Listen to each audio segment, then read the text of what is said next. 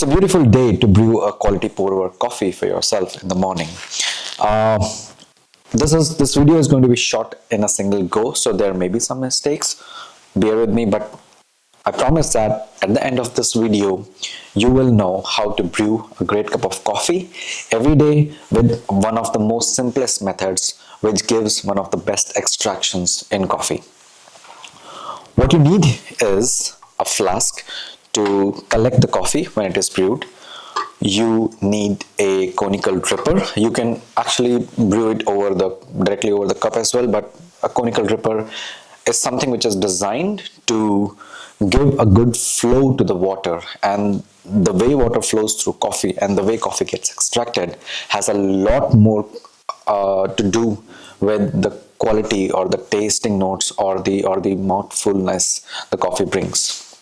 For this conical dripper, you need a filter paper, which is also conical in shape, and you place it over the dripper here. Ideally, what you have to do is you usually need to pre-wet the filter a bit to remove any impurities. And you let the water drip, and all the drip water is then collected into a vessel, which can be, the water can be thrown out. Now what you need is a whole bean coffee. You can get a pre-ground coffee as well from one of your favorite cafes, but I usually prefer the whole bean coffee because the shelf life of coffee in the whole bean form is much greater. To grind these beans, you usually need a kind of grinder, which can be a manual grinder, in which you can pour coffee from the top and you can grind them, or you can buy a small electronic grinder on which there is a push button, and once you pour the coffee from the top, you can just close the lid. For example, I'll show you this.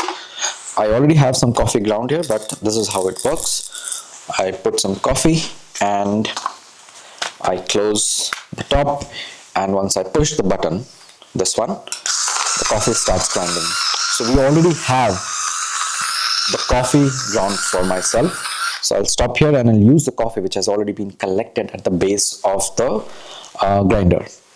You take this coffee,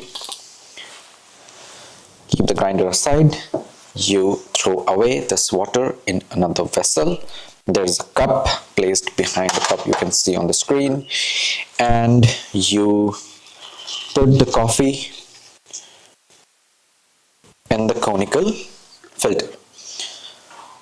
Now, one very essential part, once you place the coffee here, all you need to do is control the flow of water. Once your water flow is controlled, you will be able to have a great brew which suits your palate.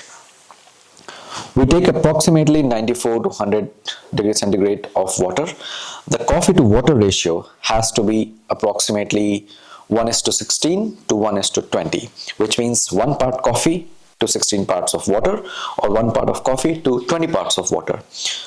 Here what we're using is, we're using 20 grams of coffee.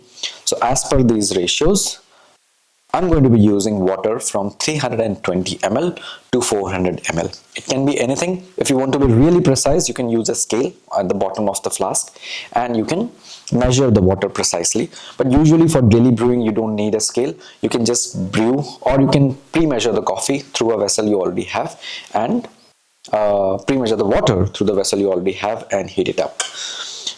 So it requires 3 to 4 gentle swirls of water, and the first swirl has to be it doesn't have to be very like a downpour.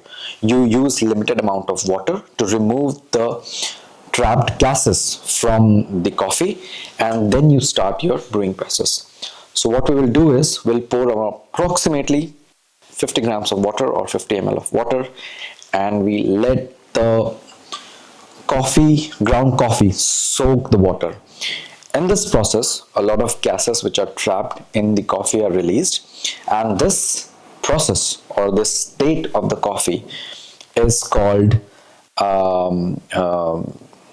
I just forgot the name. It's called blooming. Yeah. So the coffee starts blooming. It comes up as a pop. I cannot show here because this is a single shot video, but once you brew yourself, you will see that the coffee will start coming up with certain gases and there'll be some small bubbles. So once the coffee has poured down, you can do a next swirl of 60 to 100 ml of water. The more controlled the flow is, the better the coffee extraction is going to be. If it is very slow, the coffee could be over extracted. It may seem a bit bitter, and if it is very fast, the coffee may seem very much diluted. So you want to balance your flow. You want to balance the amount of water that you use to extract the coffee, the kind of extraction you want. You let the coffee drip, and once all of the water is dripped through the coffee, you add another swirl of water. Some gentleman is doing some drilling on the other side of the wall, so there may be some noise, but we're good. All that is important is to understand the brewing process of coffee. Now you can see that the water is flowing through the coffee and getting collected into this vessel. And now the flow is slower right now, which means that there's not much of water left. So you can add one more swirl of water to this coffee. What people usually do is they sometimes use a stirrer to stir the coffee, mix the coffee in the conical dripper. That is also perfectly fine. There is no hard and fast rule of brewing the coffee, but there are certain ratios that you have to maintain. There are certain grind sizes you have to maintain, and once you maintain that, on average your coffee is going to be much better than anyone can brew for you, and they are going to be at par with the coffee quality which you get at the cafes. So if you drink such a pour over coffee in a cafe, it's going to cost you approximately $5 to $10. If you brew it at home, it could be done within $1 of cost.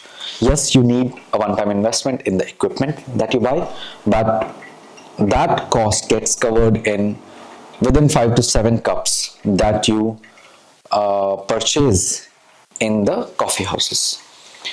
So this is my last swirl to the coffee. Now you can see that the coffee is getting collected. I will let the coffee flow. I can use a stirrer as well, but it may not be absolutely necessary.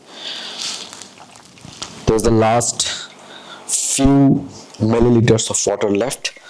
It's flowing, and the coffee is going to be settled slowly at the bottom of the conical filter. And once the coffee is settled, once the water has moved, we can move the conical dripper to another vessel. We can put over it, and we will just take our coffee.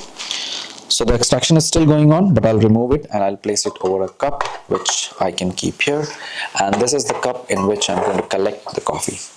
Now once your coffee is collected in this vessel, you need to give a gentle swirl in the vessel itself so that whatever has been extracted gets mixed properly.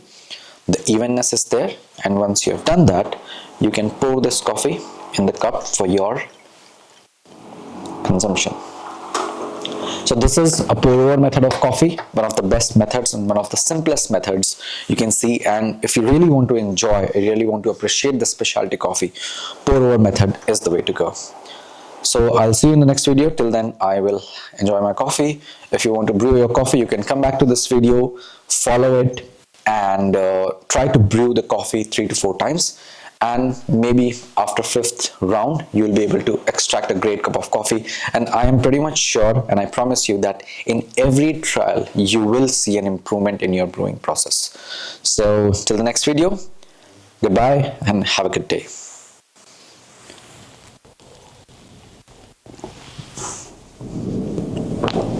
It's well rounded. Take care.